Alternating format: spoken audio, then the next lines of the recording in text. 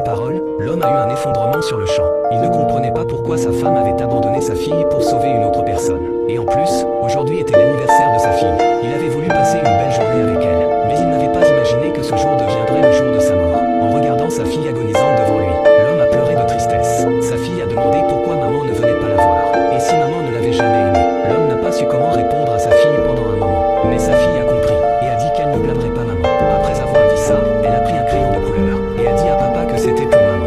Voyant ça, l'homme est devenu plus triste. Mais à ce moment-là, la fille a dit qu'elle voulait voir maman une dernière fois. L'homme a dit qu'il irait chercher maman pour la lui faire voir tout de suite. Alors il a couru dehors pour chercher sa femme. Mais à peine est-il sorti qu'il a vu sa femme avec son ex-copain. Voyant ça, l'homme a frappé l'ex-copain d'un coup de poing, puis a reproché à sa femme sa infidélité.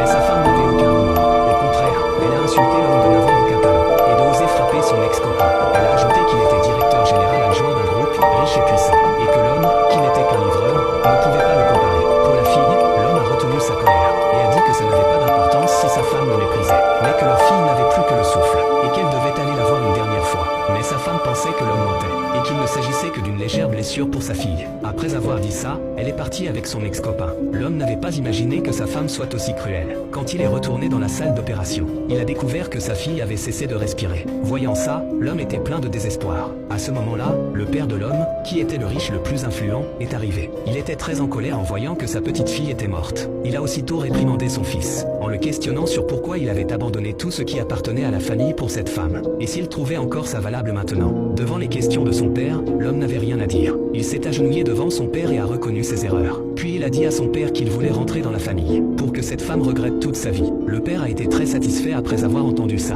et a décidé de lui transmettre le poste de président du conseil, et d'organiser un grand enterrement pour sa petite fille. Et l'homme a fait un serment en lui-même, de faire payer à cette femme un prix lourd. Alors le lendemain, il a retrouvé sa femme, et lui a dit l'adresse de l'enterrement de leur fille, en disant que leur fille l'attendrait là-bas. À ces paroles, la femme a accepté sans réfléchir. Mais le jour de l'enterrement de sa fille, elle a dit à l'homme qu'elle n'avait pas le temps d'y aller, en expliquant qu'elle devait accompagner son ex-copain à un enterrement important. Elle a ajouté qu'elle avait acheté un cadeau pour sa fille, et qu'elle la compenserait bien demain. Après avoir entendu ça, l'homme a complètement abandonné tout espoir. Ce que la femme ignorait, c'est que elle n'aurait plus jamais la chance de voir sa fille, et que l'enterrement auquel ils allaient assister était celui de la petite fille du riche le plus influent. Ce qu'elle n'aurait jamais imaginé, c'est que le riche le plus influent était le père biologique de son mari, et que son mari, qu'elle méprisait, était l'héritier du groupe Chen. Mais quand ils ont ouvert la porte, ils ont vu son mari, et que ce qui était accroché au mur était sa fille. La femme regrettera